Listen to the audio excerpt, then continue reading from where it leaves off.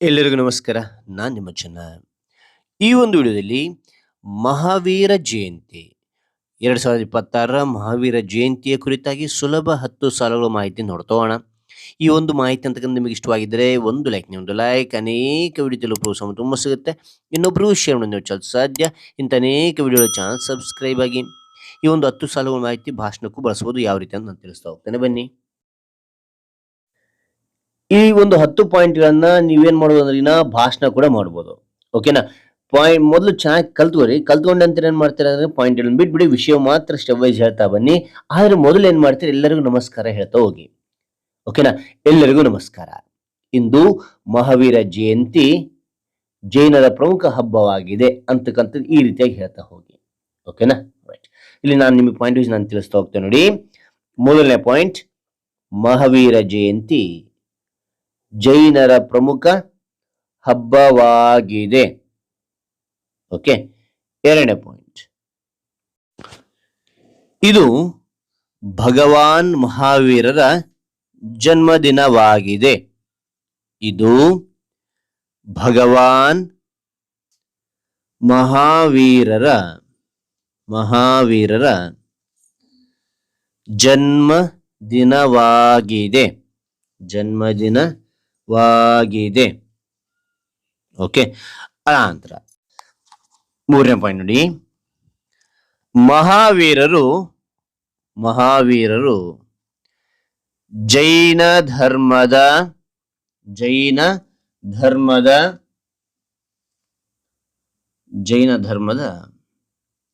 24ನೇ ತೀರ್ಥಂಕರರು. ಮಹಾವೀರರು ಜೈನ ಧರ್ಮದ 24ನೇ ತೀರ್ಥಂಕರರು. 4ನೇ ಪಾಯಿಂಟ್,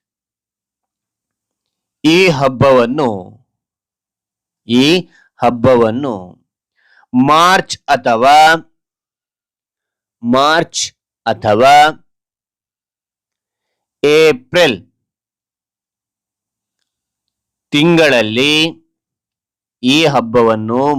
ಅಥವಾ ಏಪ್ರಿಲ್ ತಿಂಗಳಲ್ಲಿ ಆಚರಿಸುತ್ತಾರೆ.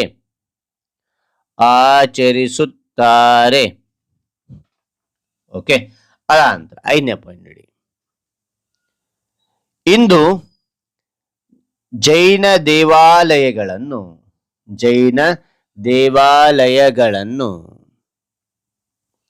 ಹೂವುಗಳಿಂದ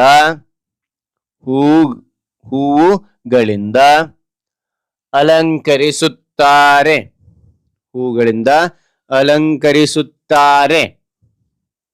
ಓಕೆ. ಆನಂತರ 6ನೇ ಪಾಯಿಂಟ್, ಮಹಾವೀರರ ಮೂರ್ತಿಯನ್ನು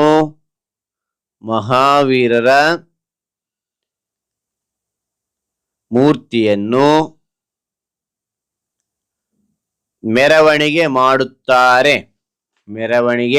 ಮಾಡುತ್ತಾರೆ. ಓಕೆನಾ? ಮೆರವಣಿಗೆ ಮಾಡುತ್ತಾರೆ. ಅದಾದ ನಂತರ ನೋಡಿ 7ನೇ ಪಾಯಿಂಟ್, ಜನರು ದೇವಾಲಯಗಳಲ್ಲಿ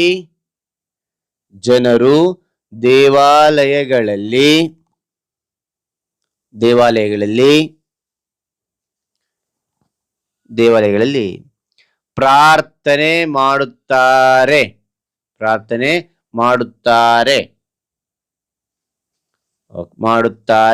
ಓಕೆ.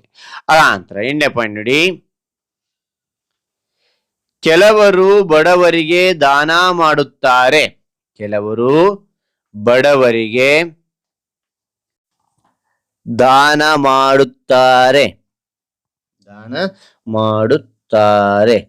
ಓಕೆನಾ? ಅನಂತರ 9ನೇ ಪಾಯಿಂಟ್, ಈ ದಿನ ಅಹಿಂಸೆ ಮತ್ತು ಸತ್ಯದ ಮಹತ್ವವನ್ನು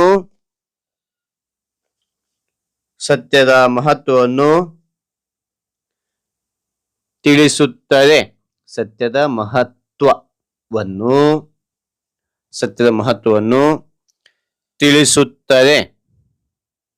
ಓಕೆ. ರೈಟ್.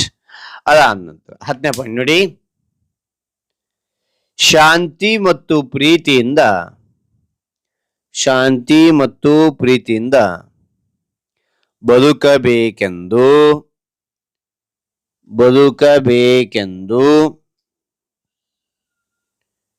ಈ ಹಬ್ಬ ಕಲಿಸುತ್ತದೆ.